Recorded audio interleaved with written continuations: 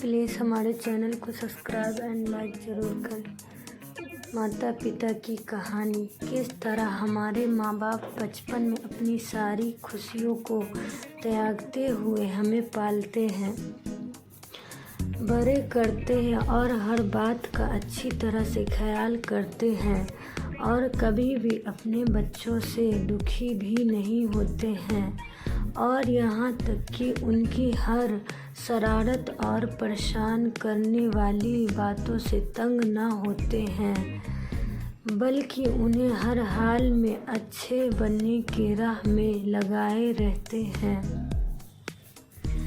लेकिन जैसे वक्त के करवट के साथ समय बीतता जाता है और यही बच्चे बड़े बन जाते हैं,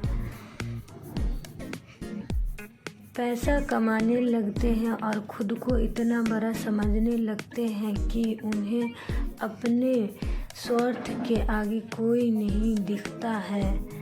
ऐसे में उनके वही माँ बाप बोझ भी लगने लगते हैं और बुढ़ापे में माँ बाप की सेवा करने और उन्हें खुश करने के बजाय उनमें ही दोष निकालने लगते हैं। ऐसे संतान होने ना होने के बराबर ही होता है।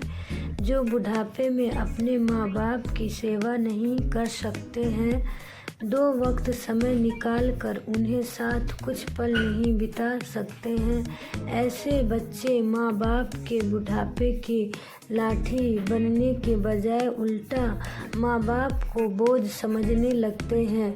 तो चलिए, जिस प्रकार हमारे माँ बाप हमारे वजूद के कारण होते हैं, फिर वही माँ बाप इन बच्चों के लिए बोझ लगने लगते हैं। इसी सोच पर यह दिल को छू लेने वाली कहानी माँ बाप का सम्मान को पढ़ते हैं, जिन्हें हम सभी बहुत बड़ी सीख ले। पिता ने अपने बेटे से पूछा, यह क्या है? बेटे ने जवाब दिया, यह एक कौवा है। कुछ मिनटों के बाद पिता ने अपने बेटे से दूसरी बार पूछा, यह क्या है? बेटे ने कहा, पिता, मैंने अभी आपको यह एक कौवा है कहा है। थोड़ी देर बाद बूढ़े पिता ने फिर से अपने बेटे से तीसरी बार पूछा, यह क्या है? इस समय बेटे के स्वर में कुछ जलन महसूस हुई।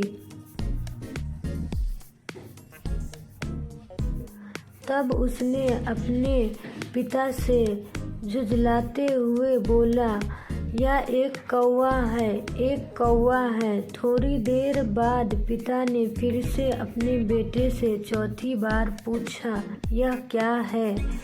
इस बार बेटा अपने पिता पर चिल्लाया, आप मुझसे बार बार एक ही सवाल क्यों पूछते रहते हैं?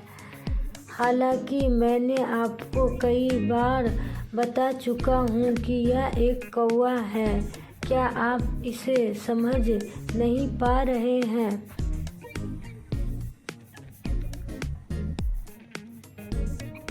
थोड़ी देर बाद पिता अपने कमरे में गए और एक पुरानी डायरी लेकर वापस आए, जिसे उन्होंने अपने बेटे के जन्म के बाद से बनाए रखा था। एक पेज खोलने पर उन्होंने अपने बेटे को उस पेज को पढ़ने के लिए कहा। जब बेटे ने इसे पढ़ा तो निम्नलिखित शब्द डायरी में लिखे गए थे, आज मेरा 3 साल का छोटा बेटा सोफे पर मेरे साथ बैठा था। प्लीज़ हमारे चैनल पे फर्स्ट टाइम आए हो तो लाइक एंड सब्सक्राइब ज़रूर करें।